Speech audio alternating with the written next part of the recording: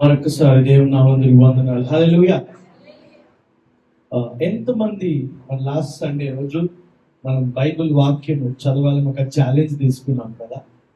మరి ప్రతిరోజు అపోస్తుల కార్యములు చదవాలని చెప్పి మనము ఒక ఛాలెంజ్ తీసుకున్నాం లాస్ట్ సండే. తీసుకొని సండే నుంచి మరి నిన్న దినాన్ని వరకు చదవాలని చెప్పి ఒక ఛాలెంజ్ తీసుకున్నాం. దగ్గర 6 రోజులు, కొన్ని 5 రోజులు. ఎంతమంది 5 రోజులు కంటిన్యూస్ గా చదివారు? చేతులు ఎత్తుతారా? 5 రోజులు చదివారు, వెరీ గుడ్. ఎంతమంది 4 రోజులు చదివారు? ఎంతమంది 3 రోజులు చదివారు? రైట్. ఎంతమంది 2 రోజులు చదివారు? ఎంతమంది ఒక్కరోజు చదవగలిగారు? పర్లేదు, ఒక్కరోజు చదవగలిగినా కూడా దేవునికి స్తోత్రం. ఈ వారం నుంచి ఖచ్చితంగా ప్రతిరోజు చదవడానికి ప్రయత్నం చేయండి. హల్లెలూయా. అయితే ఆడియో బైబిల్ లింక్ కూడా మరి అప్లికేషన్ ప్లే స్టోర్ నుంచి డౌన్లోడ్ చేసుకున్న అప్లికేషన్ కూడా మన గ్రూప్ లో ఇవ్వడం జరిగింది. ఆ లింక్ క్లిక్ చేసి ఆ మొబైల్ యాప్ డౌన్లోడ్ చేసుకుంటే దాంట్లో ఆడియో బైబిల్ అంటే మనం చదవవలసిన అవసరం లేదు. చూసి ప్లే బటన్ నొక్కగానే అక్కడ ఏదైతే వచనాలు ఉంటాయో, ఏదైతే అధ్యాయం ఉంటుందో అది మనకి మాట వాయిస్ రూపంలో మనకి వినిపిస్తుంది. సో ఆడియో బైబిల్ లింక్ మరొకసారి కూడా ఈరోజు గ్రూప్ లో పెడతాను. సో గమనించండి. ఈ సర్వీస్ తర్వాత, ఆరాధన అయిపోయిన తర్వాత కూడా ఆడియో బైబిల్ ఎలా డౌన్లోడ్ చేసుకోవాలి, ఏ విధంగా మనం ప్లే నొక్కాలి బటన్ అనేది అడిగినట్లయితే మీరు ఎవరిని అడిగినా కూడా వారు చెప్తారు. నన్ను అడిగినా కూడా నేను మీకు తెలియపరుస్తాను. గమనించాను.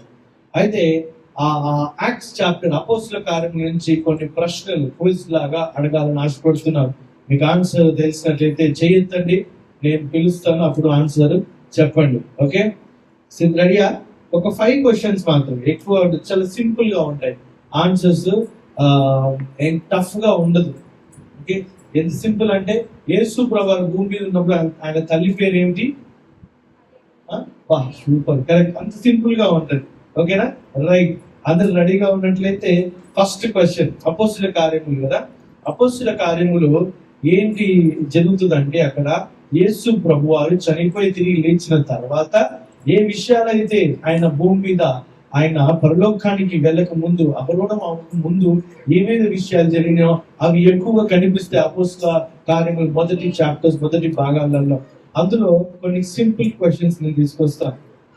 ఫస్ట్ క్వశ్చన్, ఎన్ని రోజులు యేసు ప్రభువారు పునరుద్ధానం తర్వాత ఎన్ని రోజులు శిష్యులకి కనిపించారు? ఆల్రెడీ సిమ్మి చేయొద్దండి. ఇంకెవరైనా?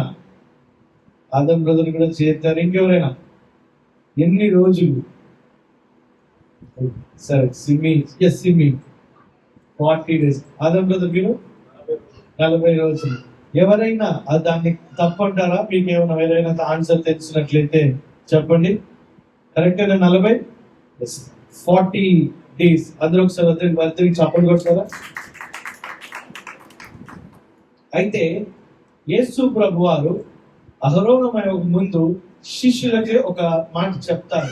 ఏమిటంటే, మీరు వెళ్ళి ఒక పట్టణములో, ఒక స్థలములో, ఒక చోట మీరు వెయిట్ చేయండి అని అంటారు. ఒక పట్టణములో వెయిట్ చేయండి అంటారు. ఆ పట్టణము కూడా అందరికి తెలిసిన పట్టణం పేరు అది. చాలా ఫేమస్, ఇప్పటికీ కూడా చాలా ఫేమస్. ఇజ్రాయెల్ దేశంలో ఉంటది ఆ పట్టణం. బైబిల్ గ్రంథంలో కూడా ఆ పట్టణం అనేది చాలా ఫేమస్. చాలా సార్లు, అనేక సార్లు విని ఉన్న ఆ పట్టణం పేరు ఎవరైనా చెప్పగలుగుతారు? ఆ పట్టణం పేరు? యేసు ప్రభు వారు గలిలయ కాదు. కరెక్ట్, ప్రయత్నించారు sister. Thank you, no problem. ఎవరైనా? నాకు మీ మైండ్ లో ఉంది, కొంచెం వెతికితే దొరికేస్తుంది ఆన్సర్. చెప్పారు. చాలా సింపుల్ ఆన్సర్ అది. నేను ఆన్సర్ చెప్పాను, అబ్బా ఇదేనా అంటారు.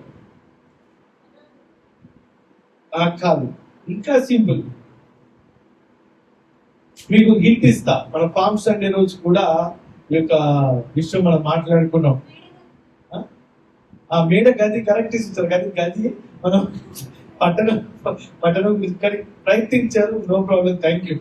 అయితే పామ్ సండే ఓకే, మండల ఆదివారం రోజు యేసు ప్రభు వారు గాడిద మీద ఎక్కి ఆ పట్టణంలోకి ప్రవేశిస్తుంటారు.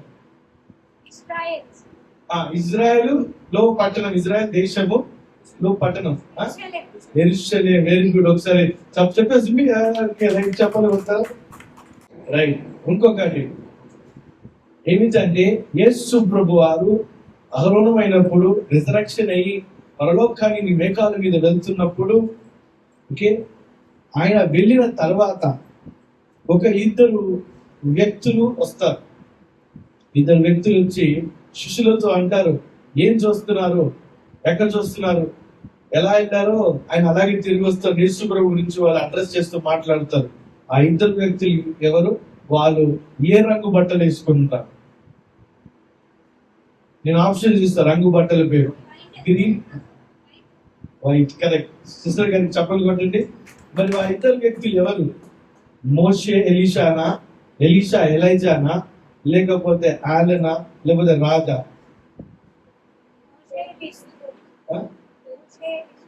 ఇంకా ట్రై చేయండి. మిమ్మల్ని కన్ఫ్యూజ్ చేయడానికి నేను కొన్ని ఆప్షన్స్ ఇచ్చాను.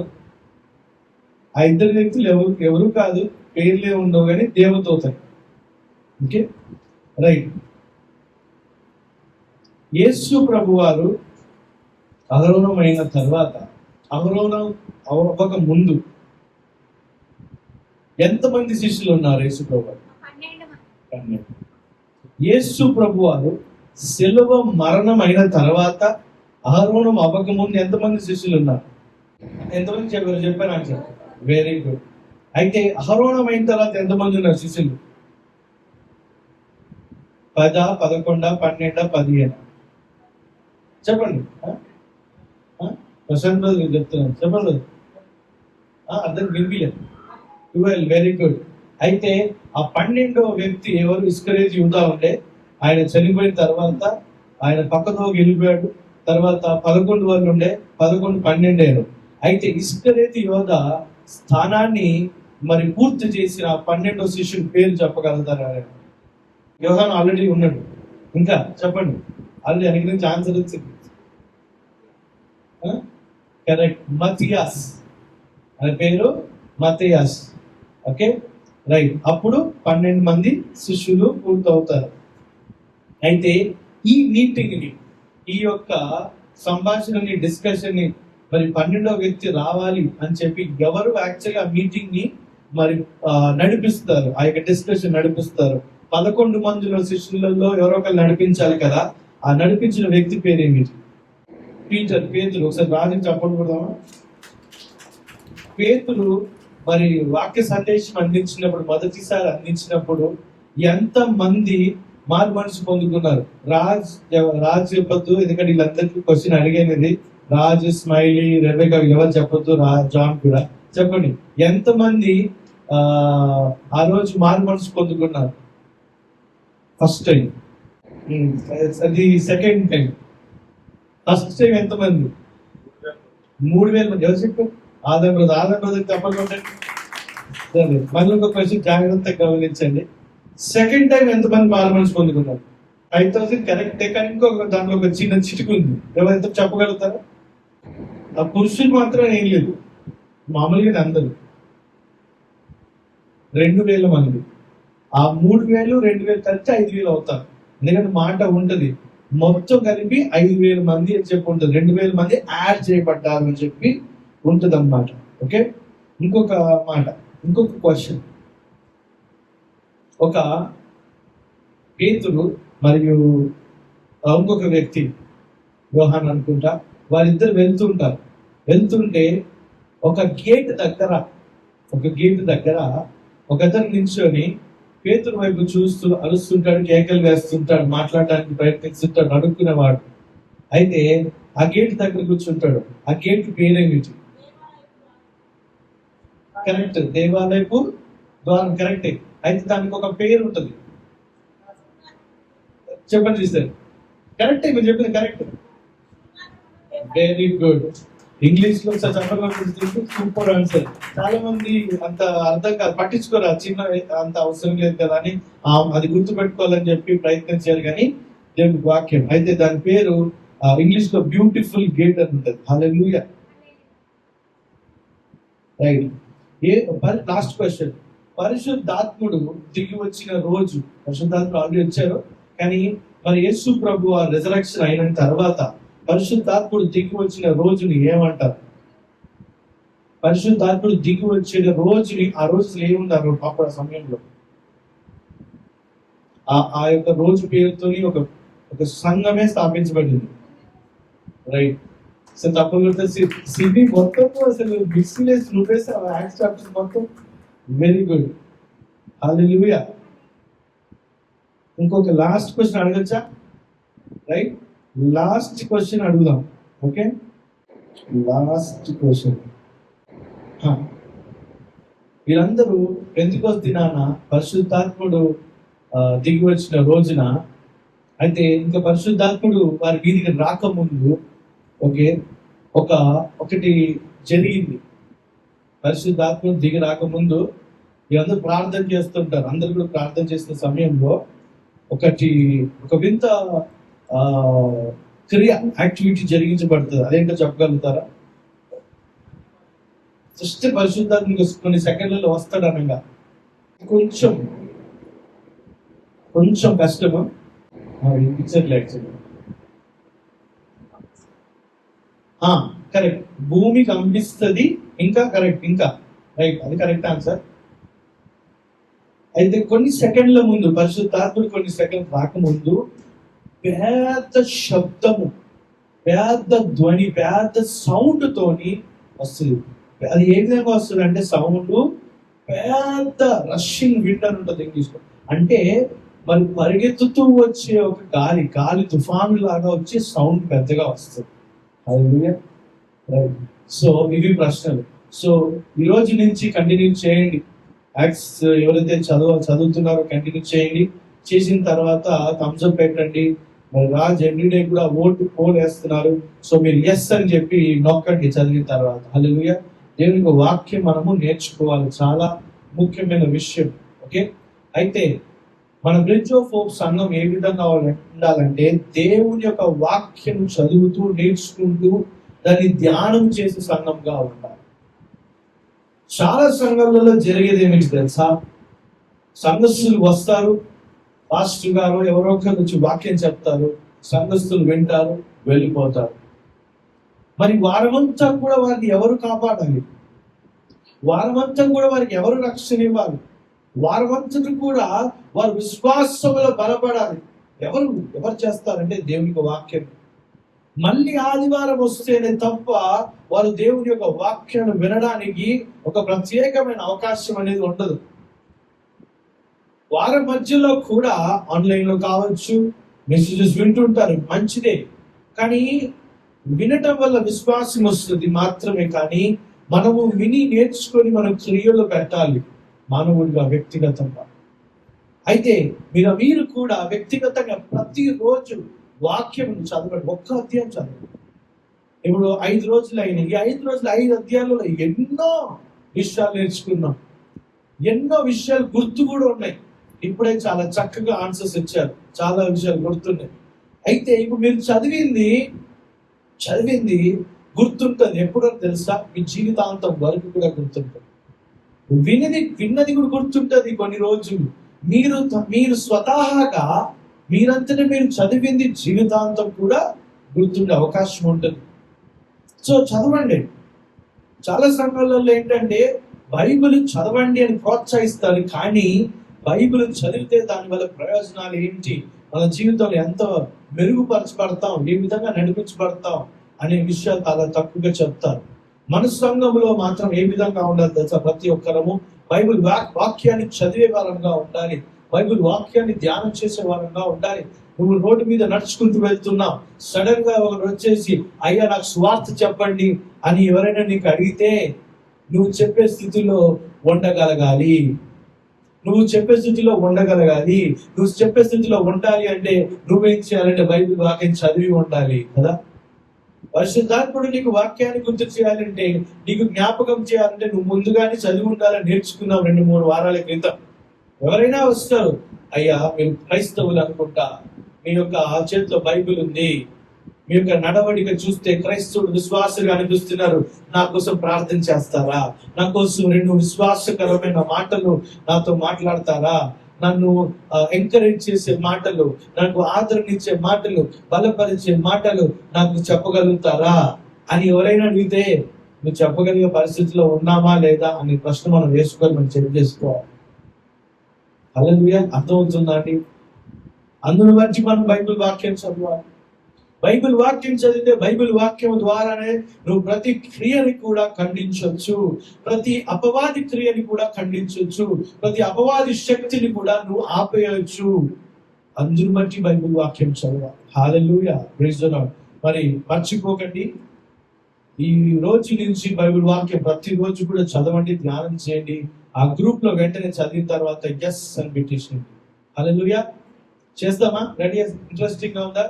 Very good, super. Audio Bible విషయం చెప్పాను కదా, సర్వీస్ అయిపోయిన తర్వాత నాకు చెప్పండి, మీకు ఆడియో బైబిల్ గురించి చెప్తాను, మీకు ఎలాగా వాడాలో దాని గురించి కూడా నేను చెప్తాను. ఈ రోజు నా ప్రత్యేకమైన సండే. గ్రూప్ లో ఉన్నవారు మీరు గ్రూప్ లో చూసే ఉంటారు పోస్టర్. ఒకవేళ మీరు గ్రూప్ లో లేనట్లయితే చెప్పండి, మనం సర్వీస్ తర్వాత యాడ్ చేద్దాం. అయితే ఈరోజు ప్రత్యేకమైన Sunday, VBS Sunday, vacation Bible school. అనగా మీరు చాలా సార్లు ఈ మాట వినే ఉంటారు. ఎండాకాలం సెలవులలో అంటే చదువుకునే పిల్లలు స్కూల్ కావచ్చు, కాలేజ్ కావచ్చు, ఎండాకాలం సమయంలో సెలవులు ఇస్తారు కదా.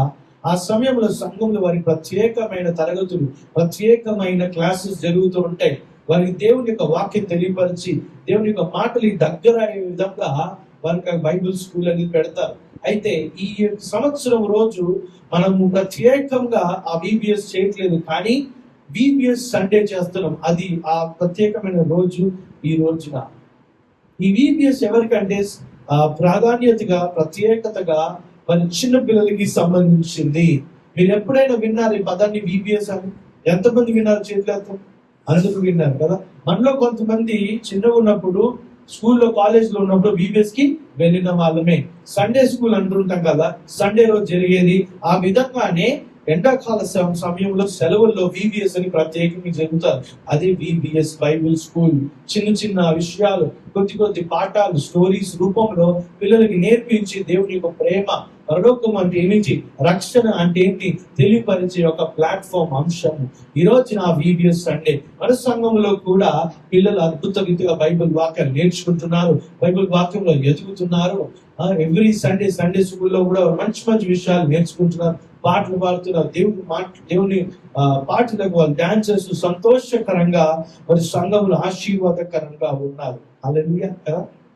అయితే పిల్లలు ఆ విధంగా దేవుళ్ళలోకి ఎదగాలి అని అంటే దానికి కారణం ఎవరు ఉండాలి తెలుసా? దేవాది దేవుడు ఖచ్చితంగా ఉంటారు, కానీ ముఖ్యమైన కారణం ఎవరంటే తల్లిదండ్రులు, పెద్దవాళ్ళు. వాళ్ళు ఖచ్చితంగా పిల్లల్ని దేవుని యొక్క సన్నిధిలో ఎదిగేలాగున, దేవుని యొక్క వాక్యములో నడిచేలాగున వారిని తయారు చేయాలి. ఎందుకంటే ఒక పిల్లవాడి జీవితంలో ఏదైతే మనం నాటుతామో ఈ రోజున అదే రేపటి దినాన బయటకు వస్తుంది. ఈరోజు దేవుని యొక్క వాక్యాన్ని నాచావనుకో అదేమో బయటకు వస్తుంది అంటే రక్షణగా, ఆశీర్వాదకరంగా ఆ పిల్లవాడు అభిషేకకరంగా వాడు ఎదుగుతాడు. ఆ పిల్లవాడికి నువ్వు సినిమా పాటలు, సినిమా పాడే డాన్సులు, ఇంకా వ్యర్థమైన విషయాలు, లోక సంబంధమైన విషయాలని అలాంటి నేర్పిస్తున్న వాతావరణంలో నువ్వు పెంచితే, అర్థం చేసుకోండి, అలాంటి విషయాలలో వాతావరణంలో పెంచితే, చెడు స్వభావము, చెడు స్నేహము లాంటి వాతావరణంలో పెంచితే ఏమవుతుందో తెలుసా? ఈ రోజు అదే విత్తనముగా అవుతుంది, రేపు బయటికి వచ్చి మొక్క భయంకరంగా చెడు స్వభావం కలిగిన వ్యక్తిగా తయారవుతాడు. దేవుని బిడ్డలారా, ఈ రోజున మంచి వ్యక్తులు ఉన్నారు అంటే, వాక్యం ఎరిగిన వారు ఉన్నారంటే, వాక్యం ద్వారా అడుగుజాలు నడుస్తున్నారు అని అంటే దానికి కారణం ఏంటి తెలుసా?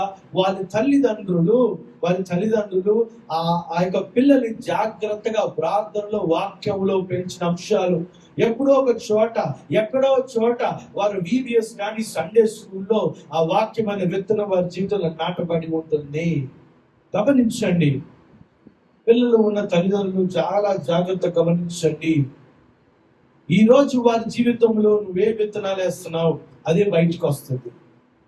హల్లెలూయా. యేసు ప్రభు వారు ఉన్న రోజుల్లో, భూమి మీద ఉన్న రోజుల్లో, పరిచయం చేసిన రోజుల్లో, ఆయన పుట్టుక ముందున్న రోజుల్లో కూడా ఇజ్రాయెల్ ప్రజలు కానీ యూదులు కానీ చిన్నపిల్లల్ని ఎక్కువ పట్టించుకునే వాళ్ళు కాదు, ఎక్కువ క్రమశిక్షణలు పెట్టేవాళ్ళు కాదు, ఎక్కువ వాళ్ళని దగ్గర తీసుకునే వాళ్ళు కాదు, వాళ్ళకి ప్రాధాన్యత ఇచ్చేవాళ్ళు కాదు. చిన్నపిల్లలు కదా అని చెప్పి ఒక పక్కన పెట్టేవాళ్ళు, దేవుని వాక్యం విషయంలో కూడా పక్కన పెట్టేవాళ్ళు. కానీ యేసు ప్రభు వారు దాన్ని అంతా మార్చేశారు. ఒక సందేశాన్ని ఇచ్చారు. ఒక వాక్యంలో చూద్దాం. మత్తయి సువార్త 19వ అధ్యాయం 14వ వచనం త్వరగా చూద్దాం. తెలుగులో స్క్రీన్ మీద డిస్ప్లే చేయండి. మత్తయి సువార్త 19:14. ఆయన శిష్యులు తీసుకువచ్చిన వారిని గద్దింపగా యేసు చిన్నపిల్లలను ఆటంకపరచగా వారిని నా యొద్దకు రానియుడి, పరలోక రాజ్యము ఇలాంటి వారితో అని చెప్పారు. అయితే చిన్నపిల్లలు తీసుకొస్తున్నప్పుడు వాళ్ళని వద్దు తీసుకురాకండి అని చెప్పి ఉన్నారు. ఎవరు? శిష్యులు. అయితే ఈ శిష్యులు ఎందుకు చెప్పారు అంటే వాళ్ళ తల్లిదండ్రులు ఆ విధంగా నేర్పించారు కాబట్టి, ఆ యొక్క అలాంటి సమాజంలో వాళ్ళు పెరిగారు కాబట్టి, వాళ్ళు ఎక్కువ ప్రాధాన్యత ఇచ్చేవాళ్ళు కాదు, పిల్లలకి ఎక్కువ ఇంపార్టెన్స్ ఇచ్చేవాళ్ళు కాదు, పిల్లలకి వారిని పక్కకు పెట్టేవాళ్ళు, ఇగ్నోర్ చేసేవాళ్ళు చాలా విషయాలలో.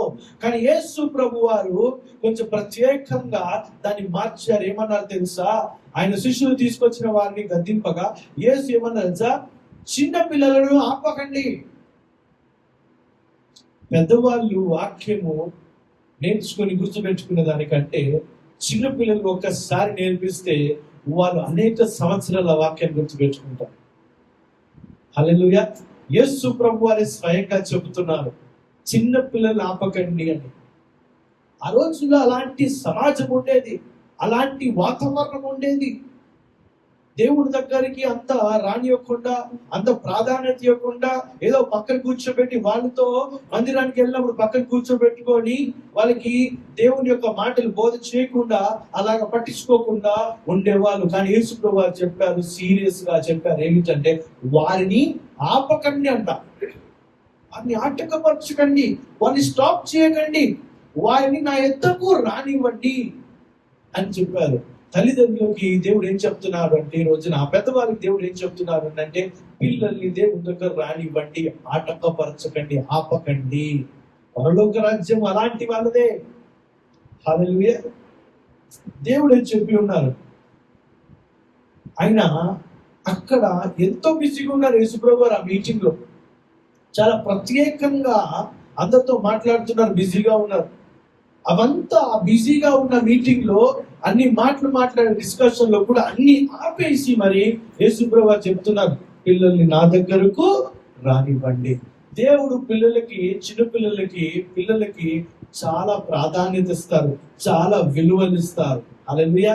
అండ్ ప్రతి పిల్లవాడి యొక్క పేరు దేవునికి తెలుసు, ప్రతి పిల్లవాడి యొక్క మనస్సు దేవుడు తెలుసు, ప్రతి పిల్లవాడి యొక్క జీవితం పట్ల ఆయన చాలా ప్రత్యేకమైన శ్రద్ధ తీసుకుంటాడు. అదే విధంగా ప్రతి పిల్లవాడి యొక్క జీవితానికి దేవుడు ప్రణాళిక కలిగి ఉన్నాడు. నిన్న సాయంత్రం కృతజ్ఞత కూడికలో ఒక మాట చెప్పాను. ఇర్మియా గ్రంథం 29:11 వచనములో, దేవుని యొక్క ఉద్దేశాలు మన కొరకు మంచివే, సమాధానముకరమే కానీ హానికరము కాదు. ఆ ఉద్దేశం ఎవరి కొరకు తెలుసా? పెద్దలకు మాత్రమే కాదు అంట, చిన్నపిల్లలకు కూడా దేవుని ఉద్దేశములు, దేవుని యొక్క ప్రణాళికలు ఉన్నాయి. దేవుని యొక్క ప్రణాళిక, దేవుని యొక్క ఉద్దేశములు చిన్నపిల్లల పట్ల కూడా సమాధానం కొరకు, మంచి కొరకే కానీ హానికరము కాదు అంటున్నారు. నా దగ్గరకు రానివ్వండి, ఆపకండి పిల్లల్ని అని చెప్తున్నారు. తల్లిదండ్రులకు ఉన్న మనము, పెద్దలుగా ఉన్న మనము పిల్లలు ఏం చేయాలి తెలుసా? దేవుని దగ్గరికి తీసుకెళ్లే ప్రయత్నము మనము చేయాలి. దేవుని దగ్గరికి తీసుకెళ్లే ప్రయత్నం మనం చేయాలి. ఎందుకు ఆ ప్రయత్నం చేయాలంటే ఒక మాట చూద్దాం త్వరగా. సామెతలు 22:6 Proverbs chapter 22:6. బాలుడు నడవవలసిన త్రోవను వారికి నేర్పుము, వాడు పెద్దవాడైనప్పుడు దాని నుండి తొలగిపోడు. చాలండి. బాలుడు నడవవలసిన త్రోవను వారికి నేర్పుము. వాడు పెద్దవాడైనాక దాని నుండి తొలగిపోడు. ఇక్కడ ఏముంది తెలుసా? బాలుడు నడవవలసిన మంచి మార్గము నేర్పుము అనలేదు. బాలుడు నడవవలసిన చెడు మార్గము నేర్పు అని అనలేదు. బాలుడు నడవవలసిన మార్గం నువ్వు ఏదైతే నేర్పుతావో వాడు పెద్దగైనాక అదే అవుతాడని చెప్పి డైరెక్ట్ గా ఉంది. బాలుడు నడవవలసిన త్రోవను ఈ రోజు నువ్వు నడిపించావో, ఏ త్రోవ అయితే నువ్వు నడిపిస్తున్నావో, ఏ త్రోవ అయితే తల్లిదండ్రులుగా పెద్దలుగా ఉండి నువ్వు ఎంచుకొని ఎంపిక చేసుకొని చూస్ చేసుకొని నడిపిస్తున్నావో నీ పిల్లల్ని, వాడు పెద్దగా అయిన తర్వాత అదే అవుతాడు. సింపుల్ గా ఉంది.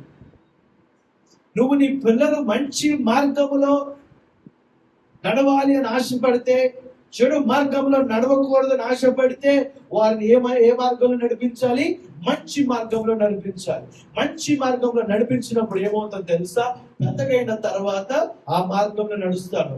ఇంకా వచనంలో లాస్ట్ లైన్ ఏముంటుందని తెలుసా? పెద్దగైన తర్వాత ఆ త్రోవను వదిలి వెళ్ళడంట. ఒకసారి చదవండి. బాలుడు నడవవలసిన త్రోవను వానికి నేర్పించాలి. వాడు పెద్దవాడైన తర్వాత దాని నుండి తొలగిపోవడంట. ఇప్పుడు మీకు ఒక 40 సంవత్సరాల పిల్లాడు ఉన్నాడు అనుకోండి, మీరు ఆ పిల్లడికి చెప్తున్నాడు, మీరు ఒక మాట చెప్తున్నాను, అరే అలా చేయరా, ఇలా చేయాలి, వాడు వినొచ్చు వినకపోవచ్చు. కానీ చిన్నపిల్లల సమయంలో ఒక 5 సంవత్సరాలు 10 సంవత్సరాలు 15 సంవత్సరాలు పిల్లలు ఉంటే వారు మీరు చెప్పారు ఖచ్చితంగా వింటారు. ఆ చిన్న స్థలములో చిన్న వయసులో మీరు మంచి మాటలు, దేవుని వాక్యాన్ని గురించి చెబితే వాడు 40 సంవత్సరాల నుంచి నువ్వు చెప్పాల్సిన అవసరం లేదు. వాడు ఎందుకంటే వాడు ఆ మార్గం నుంచి తొలగిపోడు కాబట్టి. హల్లెలూయా. బాలుడంట ఈ రోజు నుంచి నేర్పించే విషయమును బట్టి ఫ్యూచర్ లో, భవిష్యత్తులో పెద్దవాడైన తర్వాత ఈ రోజు నువ్వేం నేర్పించావు అదే మార్గానికి కట్టుబడి ఉంటాడు. పక్కకి పోడు, వై తొలగడు. ఒక్కవేళ ఇంకా పక్కకి పోయినా కూడా ఆ వాక్యం పట్టుకొచ్చేస్తుంది, దేవుని యొక్క సన్నిధి పట్టుకొచ్చేస్తుంది, దేవుని యొక్క హస్తం పట్టుకొచ్చేస్తుంది. ఎందుకంటే నువ్వు చిన్నప్పుడు నేర్పించావు కదా. బైబిల్ అదే క్లియర్ గా చెబుతుంది. అయితే ఇక్కడ ముఖ్యమైన కారకులు ఎవరు తెలుసా? తల్లిదండ్రులు, పెద్దవాళ్ళు. ఏం నేర్పిస్తున్నాం మనం పిల్లలకి చాలా ప్రాముఖ్యం. పిల్లల ఉన్న వయసులోనే వాళ్ళకి ఏం నేర్పిస్తున్నామని చాలా ప్రాముఖ్యం. వాళ్ళు చాలా సున్నితమైన మనస్సు. ఏ విధముగా మనం మలచాలంటే ఆ విధంగా మలచొచ్చు వాళ్ళని. ఇప్పుడు చిన్నపిల్లలు ఆడుకుంటారు బొమ్మలు, దానికి క్లే అంటారు. చిన్నప్పుడు ఇప్పుడు వచ్చినాయి ఈ ఫ్యాన్సీ ఐటమ్స్, క్లే అని స్టేషనరీ షాప్ లో దొరుకుతాయి. చిన్నప్పుడు మనము మట్టిలో ఆడుకునే వాళ్ళం.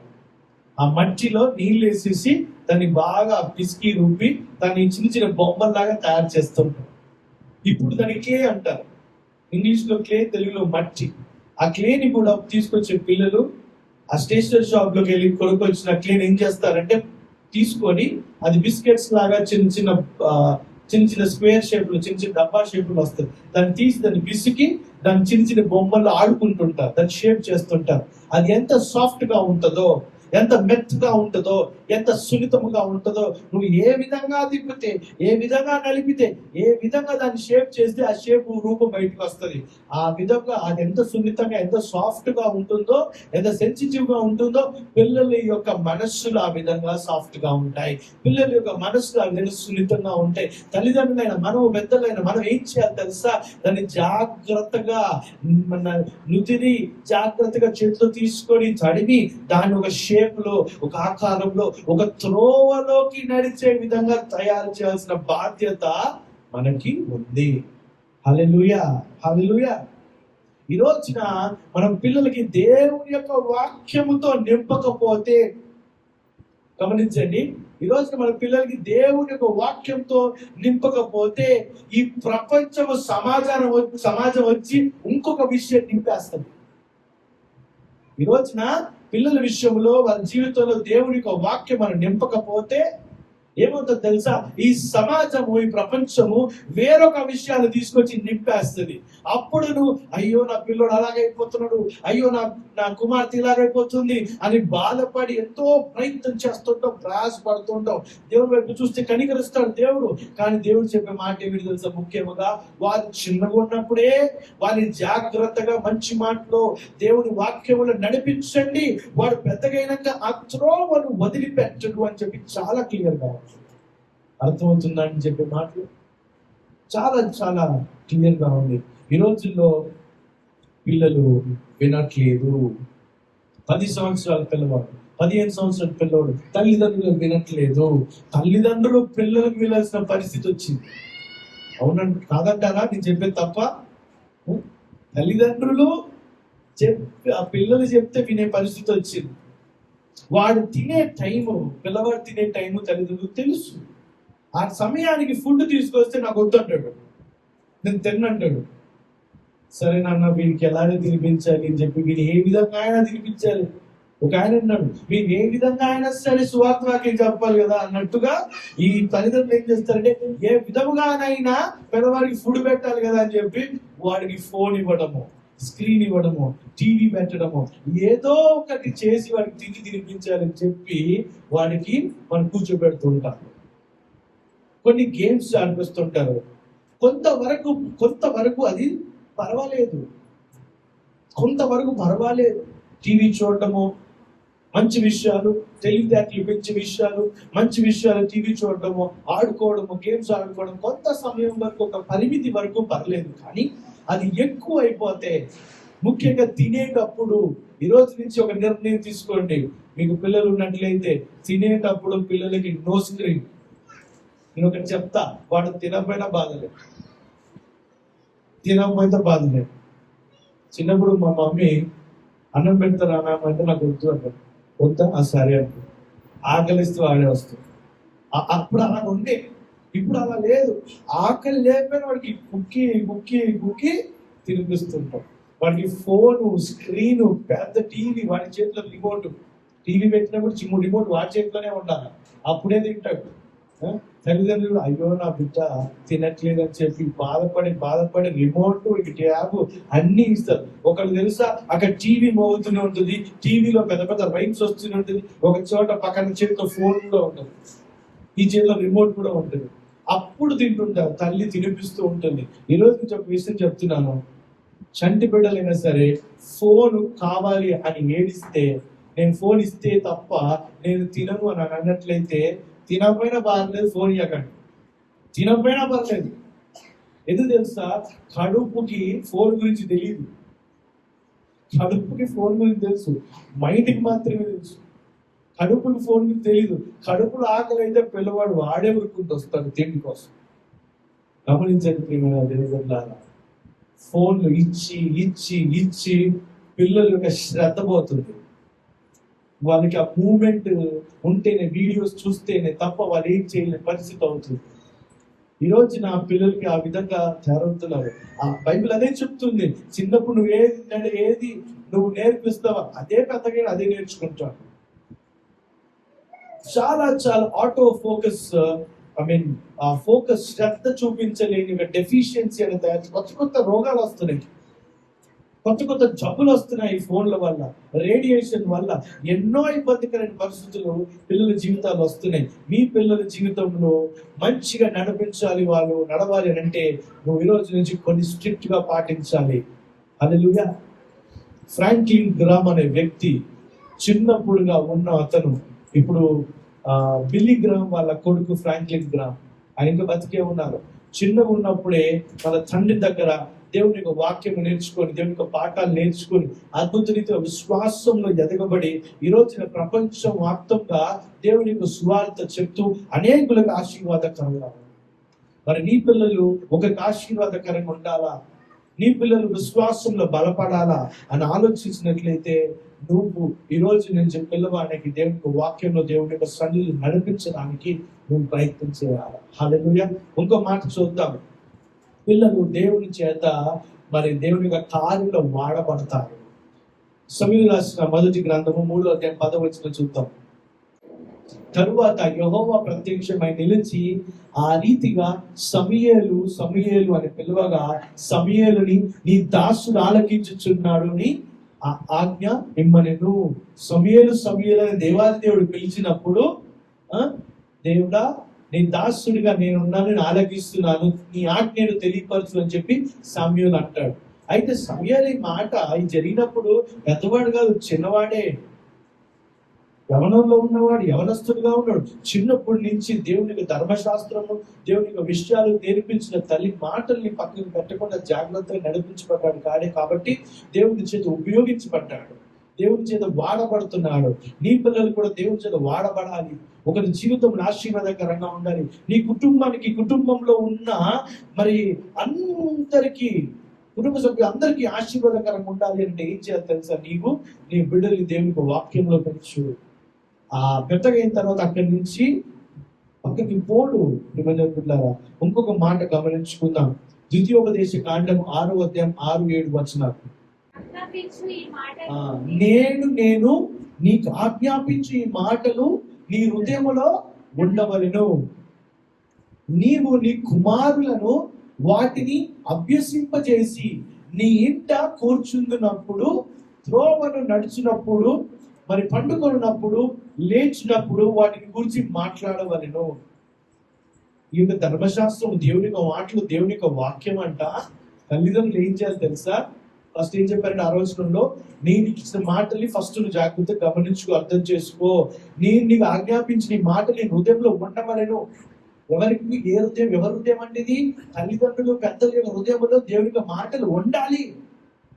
దేవునికి వాక్యం ఉంది ఫస్ట్ తల్లిదండ్రుల హృదయంలో, దేవుని యొక్క పెద్దల హృదయాలలో ఉండాలి. అందుకే మనం అపోస్తలుల కార్యాలు జాగ్రత్తగా చదువుకుంటూ ఉంటున్నాం. చదివే పెద్దలు ఏం చేయాలి తెలుసా? ప్రతి మాటను దేవునిలో వారి హృదయాలు ఉంచుకోవాలి. ఉంచుకున్న తర్వాత ఏమంటున్నారు 7వ వచనంలో, 7వ వచనంకి వెళ్దాం చూడండి. నీవు నీ కుమారులను వాటిని అభ్యసించ చేసి నీ ఇంట్లో కూర్చున్నప్పుడు, దారిలో నడిచినప్పుడు, నిద్రపోయేటప్పుడు, లేచినప్పుడు వాటిని గురించి మాట్లాడేవాళ్ళను. అయితే తల్లిదండ్రులు పిల్లలతో మాట్లాడేటప్పుడు దేవుని యొక్క మాటలు మాట్లాడాలని చెప్పి బైబిల్ చదివిస్తుంది. దేవుని యొక్క మాటలు మాట్లాడాలని బైబిల్ చదివిస్తుంది. ఎప్పుడెప్పుడు తెలుసా? తల్లిదండ్రులు, పెద్దవాళ్ళు పిల్లలతో నడిచేటప్పుడు అంట, వారిని చోకొచ్చేటప్పుడు అంట, వారిని పడుకోబెట్టేటప్పుడు అంట, వారితో భోజనం చేసేటప్పుడు అంట, వారితో లేచినప్పుడు అంట. హల్లెలూయా. మీ పిల్లలకి పొద్దున్నే లేవగానే ఏం చెప్పండి తెలుసా? గాడ్ బ్లెస్ యూ బేటా అని చెప్పండి. దేవుడు ఈ రోజు ఆశీర్వదించబోతున్నాడు అని చెప్పండి. పొద్దున్నే రాత్రి పడుకునే సమయం, పడుకోబోయే ముందు వారితో ప్రార్థనలో గడపండి. వారితో కూర్చొని ప్రార్థన నేర్పించండి. మీ పిల్లలకి పరలోక ప్రార్థన నేర్పించండి, తెలుగులో నేర్పించండి, ఇంగ్లీష్లో నేర్పించండి. వాడు పెద్దగైనాక ఆ ప్రార్థన మర్చిపోడు. ప్రతిరోజు కూడా పడుకునే ముందు ప్రార్థన చేయాలని ఆలోచన తడుతుంది, అలవాటు అవుతుంది. కాబట్టి అర్థమవుతుందా అండి? సో ఇది ఎక్కడి నుంచి రావాలి? తల్లిదండ్రుల నుంచే రావాలి. చాలా మంది తల్లిదండ్రులు ఏది చేస్తే పిల్లలు అదే చేస్తారు. తల్లిదండ్రులు ఏదైతే చేస్తారో పిల్లలు కూడా అదే చేస్తారు. మీరు మీ కుడి హస్తముతో రాసినట్లయితే పిల్లలు కూడా దీంతో రాయాలి కదా అని చెప్పి దాంతో మొదలు పెడతారు. మీరు ఏ విధంగా డ్రెస్సింగ్ వేసుకుంటారో, ఏ విధంగా నడుస్తారో, ఏ లాంగ్వేజ్ మాట్లాడతారో, ఎలాంటి పదాలు మాట్లాడతారో, ఎలాంటి పదాలకి దీర్ఘాలు తీసి మాట్లాడతారో అవే పదాలు వాళ్ళకి వస్తాయి. అది ఆటోమేటిక్ గా వచ్చేస్తుంది. నువ్వు పొద్దున్నే లేచి ప్రార్థన చేయడం, బైబిల్ పట్టుకొని బైబిల్ వాక్యం చదవడం, పడుకునే ముందు నువ్వు ప్రార్థన చేయడం చూసిన పిల్లవారు నీతో పాటుగా కూర్చొని ఆ ప్రార్థనలో ఏకీభవిస్తారు, ఆ ప్రార్థనలో పాల్గొంటారు. నువ్వేం చేయాలి తెలుసా? పొద్దున్న లేచినప్పుడు, నడిచేటప్పుడు, వారితో పడుకునేటప్పుడు, వారిని చూపెట్టినప్పుడు, వారిని స్కూల్ తీసుకెళ్తున్నప్పుడు, వస్తున్నప్పుడు, వారితో ఉన్న సమయంలో నువ్వు ప్రతి సమయంలో ఏం చేయాలి తెలుసా? పిల్లలతో దేవుని యొక్క మాటలు మాట్లాడుతూ ఉండాలి. అది తల్లిదండ్రుల యొక్క బాధ్యత. ముందు 6వ వచనంలో ఏముంటుంది తెలుసా? నేను మీకు ఆజ్ఞాపిస్తున్నాను అని ఉంటుంది. నేను మీకు చెప్తున్నాను అన్నట్లేదు, ఆజ్ఞాపిస్తున్నాను. ఈ మాటలు మీ హృదయంలో ఉండాలి. ఏ మాటలు? 7వ వచనం చదవండి. ఏ మాటలు? నేను నీ కుమారులను వాటిని అభ్యసింపజేసి నీ ఇంట కూర్చుంటున్నప్పుడు మీరు ఇంట్లో ఉన్నప్పుడు, నడిచినప్పుడు, అడుగుతున్నప్పుడు, లేస్తున్నప్పుడు వాటి గురించి మాట్లాడవలను. హల్లెలూయా. ఎప్పుడైతే నువ్వు మాట్లాడతావో, ఎప్పుడైతే నువ్వు దేవుని విషయాలు ఈరోజు మాట్లాడతావో, వాడు పెద్దగా ఈడగా దాంట్లో నుంచి వాడు తప్పిపోడు. ప్రియమైన VBS చాలా ముఖ్యం, సండే స్కూల్ చాలా ముఖ్యం, దేవుని ఆరాధనలో పాలు పంచుకోవడం చాలా ముఖ్యం. చిన్నప్పుడు మా అన్నయ్య వాళ్ళు, బాబాయ్ వాళ్ళు, మా అన్నయ్య వాళ్ళు ముఖ్యంగా చర్చ్కి వెళ్దాం టైం అవుతుంది అని అంటుంటే 10:30కే కదా, 9 o'clock స్టార్ట్ అవుతుంది ఇప్పుడు అక్కడ. 9 కదా అయింది, 9:40 10 వరకు పాటలు పాడతారు, 10 o'clockకి వాక్యము మొదలవుతుంది, 10 o'clock వెళ్తే సరిపోతుంది అని అంటారు. నేను అప్పుడే ఆలోచించాను, అదేంటి 10 o'clock వెళ్తే సరిపోతుందంటే మరి 30 మంది వెళ్ళిపోయారు కదా, వాళ్ళ సంగతి ఏంటి అని అనుకునేవారు. ఎక్కువ ఆలోచించలే, ఎక్కువ అర్థం కాలేదు నాకు. బైబుల్ వాక్యాన్ని ఇంకా ధ్యానం చేస్తున్నప్పుడు నాకు అర్థం ఏమిటంటే, కొంతమంది ఓన్లీ వాక్యానికే ప్రాధాన్యత ఇచ్చేసడం మొదలు పెడతారు పెద్దవాళ్ళు. అంటే మా అన్నయ్య వాళ్ళకి ఎందుకు అలా అలవాటైంది తెలుసా? వాళ్ళ తల్లిదండ్రులు ఆ విధంగా నేర్పించారు కాబట్టి. ఇజ్రాయెల్ ప్రజలకి ఆ సమాజంలో వాళ్ళకి పిల్లల్ని మందిరంలోకి అంత పట్టించుకోరు, పిల్లల్ని పక్క పెడతారు. వాళ్ళకి ఎలా అలవాటైంది? వాళ్ళ మిత్రులు, వాళ్ళ పూర్వీకులు, వాళ్ళ తండ్రులు వాళ్ళు ఆ విధంగా నడిపించారు కాబట్టి. ఇప్పుడు ఎగ్జాంపుల్ చెప్పాను నా జీవితంలోంచి. వాక్యం ఇంకా మొదలవలే, వాక్యం మొదలైనకి వెళ్దామని. ఇప్పుడు టౌన్లలో ఏమవుతుంది, పెద్ద పెద్ద బూరలు ఉంటాయి, పెద్ద పెద్ద స్పీకర్లు ఉంటాయి, వాక్యమైన పాటగా నుంచి బయటకు వస్తుంది.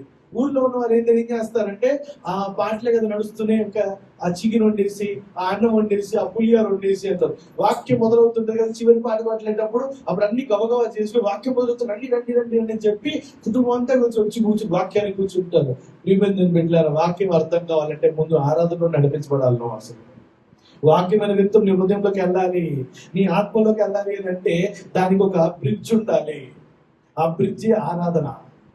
ఈ ఆరాధన ఏమవుతుందంటే నువ్వు అభిషేకంలో నడిపించబడతావు. అప్పుడు వాక్యము ఏం చెప్పినా కూడా డైరెక్ట్ గా వెళ్ళిపోతాయి. మన వారమంతా కూడా ఎన్నో సమస్యలు, ఎన్నో పరిస్థితుల ద్వారా వెళ్తూ ఉంటాం. లేనిపోని మురికి పాపం అంతా అంటించుకొని ఉంటుంటాం. మనము ఈ వాక్యము వెళ్ళదు మనకి. ఇంకా ఫస్ట్ మన హృదయాన్ని, మన యొక్క ఆత్మ శరీరాన్ని శుద్ధీకరించబడాలని అంటే ఆరాధన ముఖ్యం ఫస్ట్. అందుకే కదా ప్రతి సంఘంలో ఎక్కడైనా ఫస్ట్ ఏం చేస్తారు? వాక్యం చెప్తారా, ఆరాధన చేస్తారా? ఆరాధన చేస్తారు. హల్లెలూయా. ఆరాధన చేస్తారు, ఆరాధనలోకి నడిపించబడతారు. చాలా మంది తల్లిదండ్రులు ఏం చేస్తారు తెలుసా? పిల్లలు కూడా వాక్యంలో ఉన్నప్పుడు వెళ్దాంలే సంఘంకి, చర్చ్కి, ఆ పాటలు అవుతుంటాయి కదా, వాళ్ళు పాడుకుంటారులే అని చెప్పుకుంటారు. దేవుని ఆ విధంగా నువ్వు చేస్తున్నట్లయితే వాడు పెద్దగా అదే ఫాలో అవుతాడు. వాడి పిల్లలకి వాడు అదే నేర్పిస్తాడు. అది నేర్పించినప్పుడు ఏమవుతుందో తెలుసా? వాడి పిల్లలు అందరూ చాలా విషయాలు కోల్పోతుంటారు, అభిషేకకరమైన విషయాలు కోల్పోతుంటారు. కొన్ని విషయాలనే వారి జీవితంలో ఆశీర్వాదకరంగా వస్తూ ఉంటాయి. వాక్యం ఎంత ముఖ్యమో వర్షిప్ కూడా చాలా ముఖ్యం. మీ పిల్లలకి ఏమి నేర్పిస్తున్నారు వారికి చెప్పాలి, ఆరాధించాలి. అందుకనే ఆరాధన జరిగేటప్పుడు పిల్లల్ని, పెద్దలు అందరినీ కూర్చోబెట్టి ఆరాధనలో నడిపిస్తుంది ఏ సంఘమైనా. ఆరాధన అయిన తర్వాత మరి దేవునికి ఒక వాక్యం అయ్యగారు పాస్టర్ గారు చెప్తున్నప్పుడు అప్పుడు తీసుకువెళ్ళి సండే స్కూల్లో కూర్చోబెట్టి పిల్లలకు అర్థమయ్యే విధముగా మరి కథల రూపంలో, ఆ డ్రాయింగ్స్ రూపంలో వారికి నేర్పిస్తుంటారు. కానీ ఆరాధనలో మాత్రం అందరూ కూడా కలిసి ఆరాధిస్తారు. కుటుంబం అంతా కలిసి కూడా దేవుని ఆరాధించాలి. పిల్లలతో కలిసి కూడా దేవుని కృతజ్ఞతాస్తుతులు చెల్లించాలి. అదే నిజమైన ఆరాధన. వ్యక్తిగత ఆరాధన చేయాలి, కుటుంబముతోని కూడా దేవుని ఆరాధన మనం నడిపించుకోవాలి. హల్లెలూయా. బిడ్డలారా, దేవుడు ఆజ్ఞాపిస్తున్నాడు ప్రతి ఒక్క తల్లిదండ్రులకి, పెద్దవాళ్ళకి. ఏంటి తెలుసా? ఈ రోజు నువ్వైతే నడిపిస్తావో వాడు అదే అవుతాడు రేపు పొద్దున. ఇక్కడ మంచి మార్గం నడిపించండి, చెడు మార్గం చెప్పని రాయలే. ఇక్కడ నీ ఇష్టం అది. నువ్వు మంచి మార్గం నడిపిస్తావా వాడు ప్రయోజకుడు అవుతాడు, మంచి మాట అవుతాడు. నువ్వు చెడు మార్గం నడిపిస్తావా వాడు ఎందుకు పనికి రాకుండా అయిపోతాడు. ఎందుకంటే ఈ రోజు ఏదైతుందో అదే రేపు జరుగుతుంది. బైబిల్ అక్కడ క్లియర్ గా చెప్తుంది. గమనించండి, ఈ రోజున నీ పిల్లలు మరి ప్రయోజకులు కావాలి రేపటి రోజున అంటే అది నీ చేతుల్లో ఉంది. ఎప్పుడు తెలుసా? ఈ రోజే ఉంది. హల్లెలూయా. కొంతమంది అనుకోవచ్చు ఇంత వాక్యం చెప్తున్నారు, మరి నాకు పిల్లలు లేదు కదండి ఇంకా అనుకుంటారు. హల్లెలూయా. పిల్లల కోసం ప్రార్థన చేసే వారికి దేవుడు మాట్లాడుతున్నారు. వారికి దేవుడు అద్భుత రీతిలో బహుమాన ఫలం ఇవ్వబోతున్నారు. ఆమేన్. ఒక ఉదాహరణ చెప్తాను, ఎప్పుడు కూడా ఉదాహరణ చెప్తూ ఉంటాను. ఒక ఏనుగు ఉందంట, ఒక కుక్క ఉంది. విన్నారు ఎప్పుడైనా కదా స్టోరీ? ఏనుగు చీమ వినుంటారు కదా. ఏనుగు ఉందంట, కుక్క ఉంది. రెండు ఒకటేసారి ప్రెగ్నెంట్ అయ్యి, రెండు ఒకటేసారి కూడా గర్భం ధరించుకుంది. ఏనుగు నడుచుకుంటూ వస్తుంది, కుక్క కూడా నడుచుకుంటూ వస్తుంది. రెండు కూడా ప్రెగ్నెంట్ తో ఉన్నాయి. కుక్క ఏనుగు చూసి, ఏ ఏనుగు హాయ్, అలా ఎలా ఉన్నావు? బాగున్నాను. నువ్వు ఎలా ఉన్నావు? బాగున్నాను. ఎప్పుడు డ్యూ డేట్? ఆ సెప్టెంబర్లో ఉంది. నీదెప్పుడు డ్యూ డేట్? ఇచ్చారు నేను ఏదో డ్యూ డేట్ అని ఆ యొక్క కుక్క అన్నదంట. సరే అని చెప్పి వాళ్ళు ప్రయాణం అయిపోయారు. కొన్ని వారాల తర్వాత మళ్ళీ కలుసుకున్నారు. కలుసుకొని కుక్క ఏనుగుని అడిగింది, ఏమైంది, ఇంకా డెలివరీ అవ్వలేదా, ప్రసవం అవ్వలేదా అంటే, ఇంకా లేదు, అవ్వలేదు, డ్యూ డేట్ ఇంకా టైం పడుతుంది అన్నారు. అయితే నీ సంగతి ఏంటంటే, ఆల్రెడీ 4 అనేసాను నేను డెలివరీ. అవునా, మంచిది, కంగ్రాచులేషన్ దొరికినాయి. కొన్ని వారాల తర్వాత మళ్ళీ ఏనుగు కుక్క ఎదురు పడి నడుచుకుంటూ వెళ్తున్నారు. అప్పుడు కుక్క ఏనుగుతో అంట, ఏంటి ఇంకా డెలివరీ అవ్వలేదా అంటే, కాలేదు. అవునా, నేను మళ్ళీ ప్రెగ్నెంట్ అని చెప్పాను. ఎవరు? కుక్క. గమనించండి. అయితే అవునా, కంగ్రాట్స్ అని. తర్వాత మళ్ళీ కొన్ని రోజులు వారాల తర్వాత మరి కుక్క డెలివరీ చేసి 4 పిల్లలు కలదు. ఏనుగు ఇంకా డ్యూ డేట్ రాలేదు. మూడోసారి మళ్ళీ ఎదురు పడ్డారు. మళ్ళీ ఎదురు పడ్డప్పుడు అప్పుడు కుక్క అన్నదంట, ఏంటి ఇంకా డెలివరీ అవ్వలేదా అంటే, అవ్వలేదు. ఎలా ఉన్నావు నువ్వు అసలు? నేను చూడు మళ్ళీ ప్రెగ్నెంట్ అయ్యాను నేను మూడోసారి, మళ్ళీ 4 పిల్లలకి అంటాను అని చెప్పి ఎగతాళి చేయడం మొదలు పెట్టిందండి. ఇప్పుడు గుర్చుతూ ఉంటారు కదా, పిల్లలు లేని స్త్రీల దగ్గరికి వచ్చి పిల్లలు రాలేదు, అవునా అలాగా అని చెప్పి మాట్లాడుకొని అనవసరంగా గుర్చుతుంటారు కదా హృదయాలలో. అనవసరంగా వాళ్ళు అవమానించడం ప్రయత్నిస్తారు కదా. 10 మందిలో తీసుకొచ్చి పేర్లు పెట్టి మాట్లాడుతుంటారు కదా. వాళ్ళకు ఒకటే ఒక సమాధానం ఈ కథ ద్వారా. అప్పుడు కుక్క అన్నదంట, ఏంటి మళ్ళీ ఇంకా డెలివరీ కాలేదా అని అంటే, ఏనుగు ఆగి ఆగి అన్నదంట ఒక మాట. ఏంటి తెలుసా? కుక్క నేను ఏనుగుని, నువ్వు కుక్కవి. నేను ఏనుగుని కాబట్టి నేను కనేది ఏనుగుని, నువ్వు కుక్కవి కాబట్టి నువ్వు కనేది కుక్కవి. కుక్క ఎంత ఉంటుంది? ఎంత పిల్ల ఉంటుంది. ఏనుగు ఎంత ఉంటుంది? అది పిల్లైనా సరే ఇంత పెద్దగా ఉంటుంది. నేను కనాలంటే సమయం పట్టొచ్చు, కానీ నేను కనినప్పుడు అది శ్రేష్టముగా బయటకు వస్తుంది. అది శ్రేష్టంగా బయటకు వస్తుంది. కొంతమంది జీవితంలో దేవుడు ఫలం ఇవ్వబోతున్నాడు, దేవుడు వాళ్ళతో మాట్లాడుతున్నాడు. సమయం పట్టొచ్చు అని మనం అనుకుంటా, సమయం పడుతుందేమో అని, కానీ దేవునికి సమయంలో అది శ్రేష్టముగా బయటకు వస్తుంది. అప్పుడు కుక్క షాక్ అయిపోయింది. ఏనుగు అన్నది, ఇంకా నువ్వు షాక్ అవ్వకు, నేను అనేది ఏనుగుని, కుక్క పిల్లని కాదు. కుక్క మురిగినా కూడా ఎవడు పారిపోడు, ఏనుగు నడుచు వస్తేనే పారిపోతారు. అలాంటి శ్రేష్టమైన బిడ్డ నాకు ఇవ్వబోతున్నాడు అని చెప్పి దేవుడు నాకు ఇవ్వబోతున్నాడు ఏనుగు అన్నదంట. నా ప్రియ సహోదరి, ఇంకా ఆలోచిస్తున్నట్లయితే ఆలోచించడం మానే, ఊరకగా ఉండి దేవుని యందు మరి యుద్ధము చేసే దేవుని విశ్వాసముతో ఉండు. దేవుడు నీకు శ్రేష్టమైనది ఇచ్చి ఉన్నాడు. దేవుడు శ్రేష్టంగా నడిపించబోతున్నాడు. ఆమేన్, హల్లెలూయా. సో ఈరోజు వాక్యము విన్నాం కదా, జాగ్రత్తగా గమనించుకున్నాం. పిల్లల్ని మనం దేవుని యొక్క సన్నిధిలోకి నడిపించాలి, దేవుని యొక్క వాక్యంలోకి నడిపించాలి. అలా నడిపించినట్లయితే వారు ఈ రోజున పిల్లలు రేపటి రోజున ప్రయోజకులు అవుతారు, మంచి మాటలు నడిపిస్తారు. ఇది ఆజ్ఞ, దేవుని యొక్క ఆజ్ఞగా తీసుకోవాలి. ఏదో చెప్పిన మాటలు ఇలా తీసుకోవడం కాదు. ఈరోజు నా జీవితం కానీ ఇలా ఉంది అంటే దేవుని యొక్క మాటలు నేను చెప్పే వ్యక్తిగా దేవుడు నన్ను ఉంచాడు, ఆ కృపను దయచేశారంటే అది నా తల్లిదండ్రుల ప్రార్థన, నా కుటుంబంలో పెద్దవాళ్ళ ప్రార్థన, వారు నడిపించిన నడిపింపు. హల్లెలూయా. గమనించుకుందాం ప్రియమైన అందరం ఒక చిన్న ప్రార్థన చేసుకుంటూ చేసుకొని ఈ యొక్క వాక్యాన్ని మరొకసారి జ్ఞాపకం చేసుకుందాం. దాని తర్వాత